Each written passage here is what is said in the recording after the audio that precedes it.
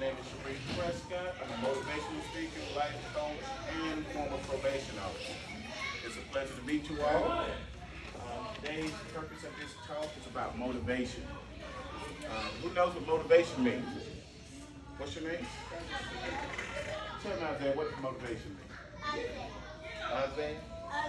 Avea. I'm sorry, Avea. What does motivation mean? Motivation means like to have the courage to do it. High five. Anybody else want to chime in? What about you? Older kids? Yes, ma'am. What's your name? Okay. What do you have?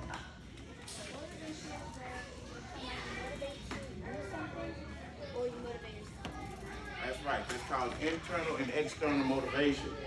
And who knows what great things and what bad things motivation can have, how it can impact us as individuals. Anybody? Internal motivation comes from within. It's like you're born with it. Nobody from the outside has to encourage you to do anything. It's something that you're born with internally. Like it's almost like an innate trait. Like when you're babies, you know who your mother and your father is.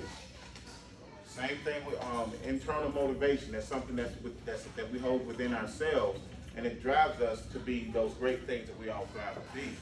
Now, for myself, becoming a probation officer was a big dream of mine. But before I became a probation officer, I was in the streets doing crazy things, and I found myself facing a very long time in prison because of some of the activities I used to find myself involved in. Now, what motivated me to do those things? Sometimes it's economic environment. Sometimes you want to be part of a crowd that's probably not best for you. Now, being that academically, I was pretty much inclined. I made great grades. I come from a pretty good family, but I was intrigued by the things I saw on TV and the things I saw on the streets. Now, I say that to say, when we're looking at motivation, especially you little ones watching the big ones, and you big ones watching this older ones, or your idols on TV when it comes to music and what have you. Now, in the process of myself being in the streets, I also wrote lyrics. I had a $20 million record deal at one point. It fell through because of certain situations. But in my music, I always thought about the youth, the ones under me, younger than me, so I never wrote about the horrors that I've done in the streets. I primarily focus on the positives. Now today, I want to be very intentional with you guys and help you guys understand how motivation can push you to be the next Simone Biles, Kendrick Lamar, or anybody else you dream of being, Beyonce and what have you. So, who wants to be, can you tell me what you want to be when you grow up? So my life plan is I want to be a cosmetologist. If that doesn't work out, I'm going to go back to college and be a veterinarian. Ah, she said her life's plan.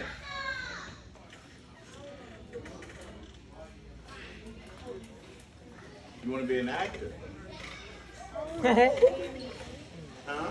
I want to be a Okay, awesome. Professional football player. A Major League Baseball player. Oh, you're going to get yourself a scholarship playing softball. NBA. You want to be a cop? Awesome. Okay. Yes, ma'am. I want to be a chef and I want to be I thought she was I want to be a chef and I want to be married. Okay, awesome. either a pastry chef or somewhere in the cooking Okay. So, did I answer you? A doctor. Okay. So how do we become those things that we said we want to become? Motivation. Staying in school. Good grades. Follow your dream. Anybody else? I want to read something. Yes, sir. Helping others. helping elders. Okay. Now I'd like to read something to you guys so I can be attention. If I can have your attention. Okay. If you want to be the next Coco Gauff, Simone Biles, Kanye West, Kendrick Lamar, or Steph Curry, or Angel Reese, or even Neil deGrasse Tyson, which is the most famous black scientist we have on the planet right now, you have to be intentional. You have to grind. You have to put forth your effort. The groups that we like to hang out with, that's the groups where all the fun is. Everything is going great. They have the fanciest clothes. They got the cool cars. Sometimes, not every time, but sometimes, they get those things through means upon which otherwise, if you get caught, it could be ugly for them. And I'm telling you, jail is not a place you want to find yourself. Me spending 4 months in jail, looking at an insurmountable amount of time in prison, changed my mindset. It scared me straight. When I got out of that jail, I moved away from the things I was used to, and I went somewhere unbeknownst to myself. Everything was completely different. It was strange. I had to learn to be bored. Being bored is what normally drives us to do things that we wouldn't typically otherwise do. And I would say learning to be bored taught me something. It taught me how to stay focused on myself. It taught me how to rediscover myself by redefining my mindset. And I've done that by staying away from everything that I was used to and embraced everything that was foreign. Meaning, foreign positive. My love for books increased. I already love books. I stayed grounded so much because I was a troubled kid, hard-headed. I stayed grounded so much, I learned to write poetry. From writing poetry, I learned to write R&B songs, rap songs, neo-soul songs. I learned to write short stories. My love for reading just blew up in my mind and my imagination, elevated. But I lost it as I got older because I wanted to entertain certain things. Those things took me down a road.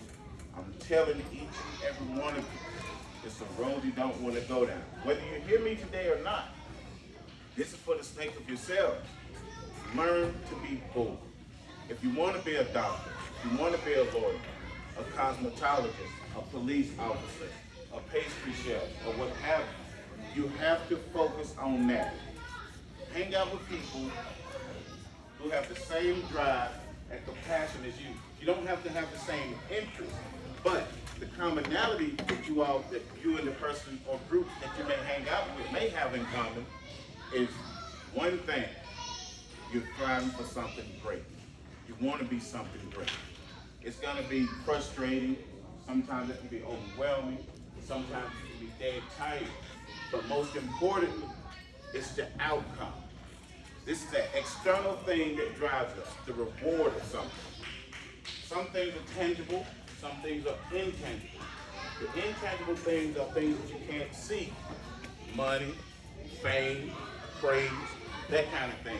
The tangible things are trophies, money, fancy cars, but you're earning these things the proper way.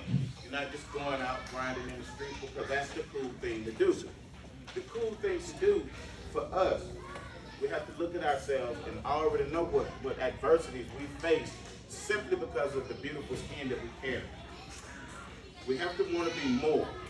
I would have never become a probation officer had I not gotten myself in such. Had I not gotten myself in trouble, I would have never went back to school. I flunked out of college the moment I set foot in college because all I wanted to do was party like a rock star. And trust me, the consequences, years went by, and I end up back in school, having to relearn what I already knew because I had forgotten some things. Being smart is one of the best skills, trades, or however you want to word it, you can possibly have. Being smart is a beautiful thing because if you're smart, you have the power of discernment. You can recognize instinctively, this is a situation I don't want to be in. This is a group of people I don't want to be around. Like this building, Boys and Girls Club, it's a safe haven. It provides a safe place for you guys. If you're not here, where you at? Probably outside in the street. You could be at home, but sometimes when our parents are at work, that's when we like to do the craziness. We find ourselves outside of those streets, and unbeknownst to us, terrible things can happen. You can find yourself in the wrong place at the wrong time. So being here keeps you away from the ugly in the streets.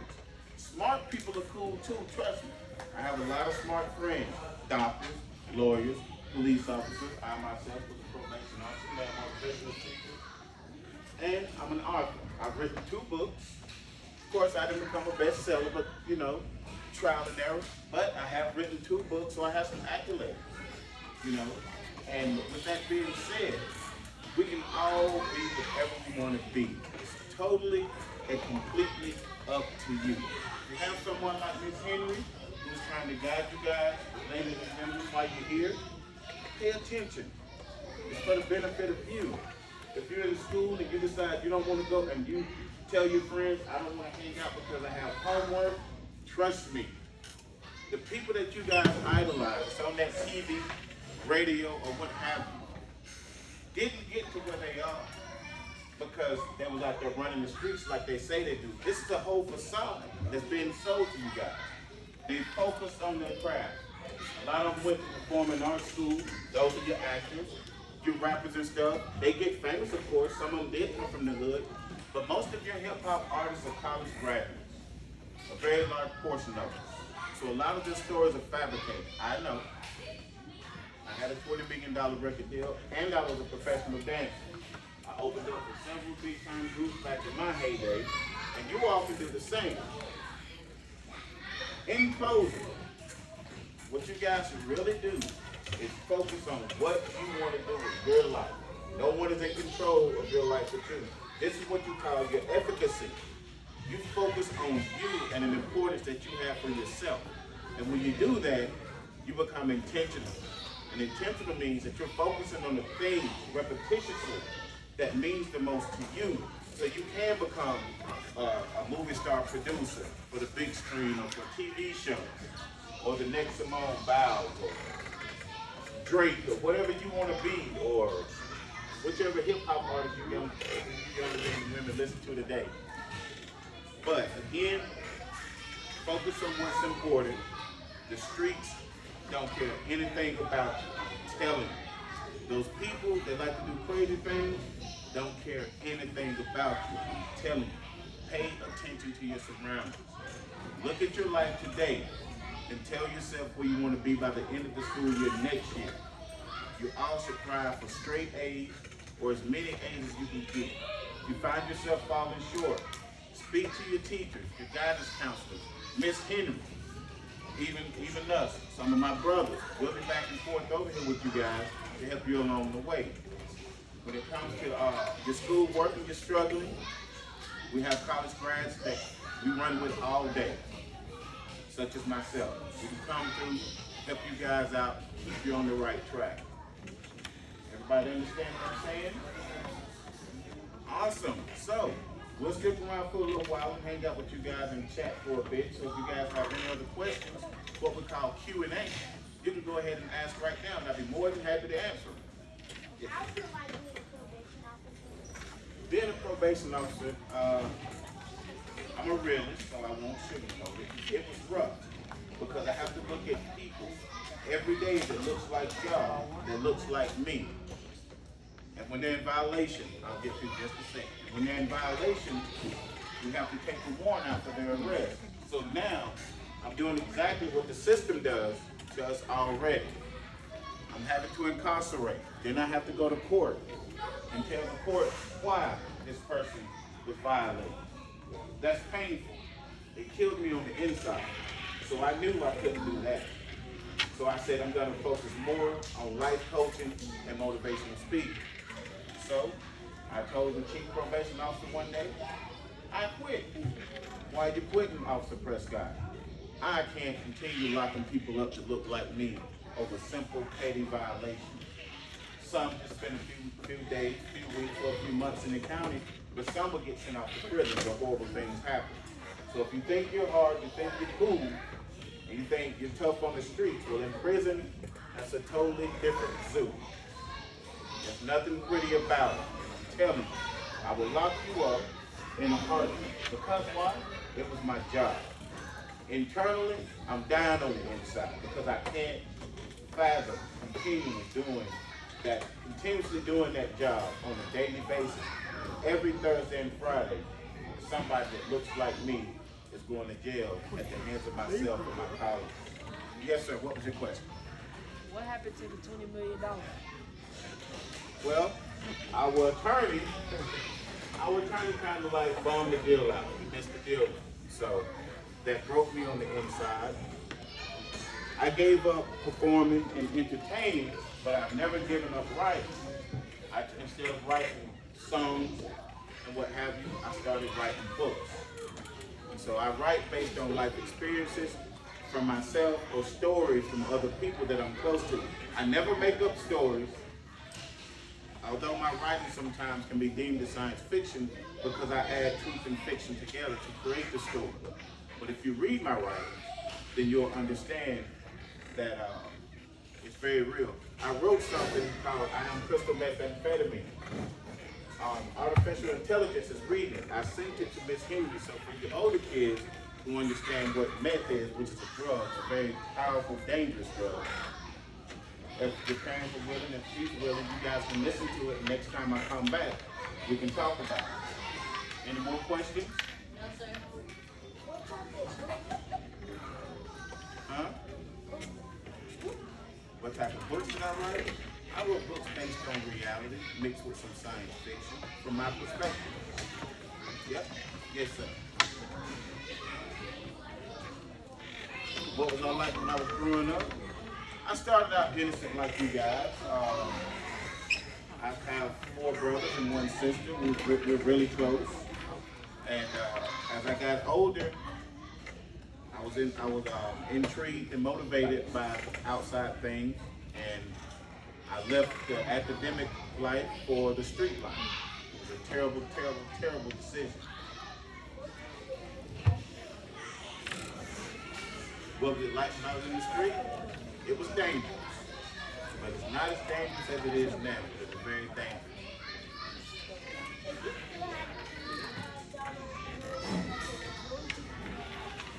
If I had the $20 million record deal, I would have gotten the money and became famous. I would be investing in HBCUs, historical black colleges and universities. I would put money into our communities because this is where money is needed. We need to always allocate money to uplift us. If we'd done that, we wouldn't have so much trouble in our community.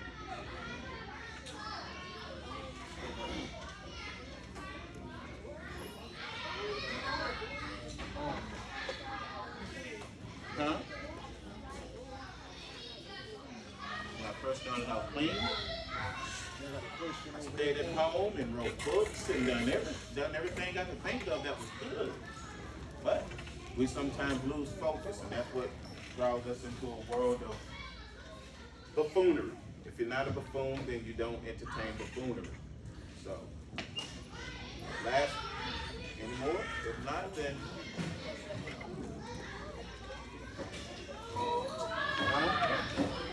just basically means crazy stuff, you know. That's all. After this one, we're gonna close off.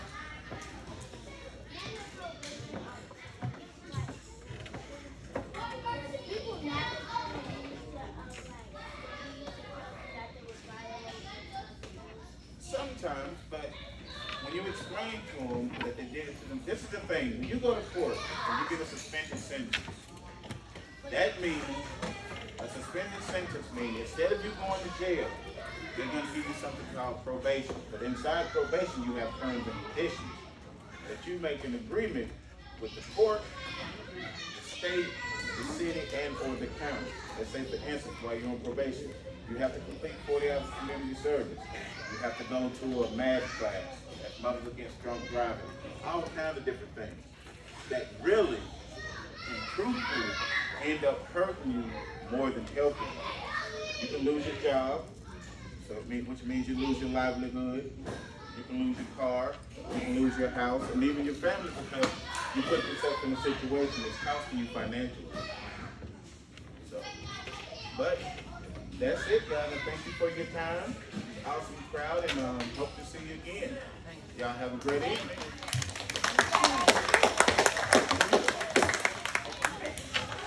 I don't. I'm from Georgia. I'm not from Alabama. Yes, sir.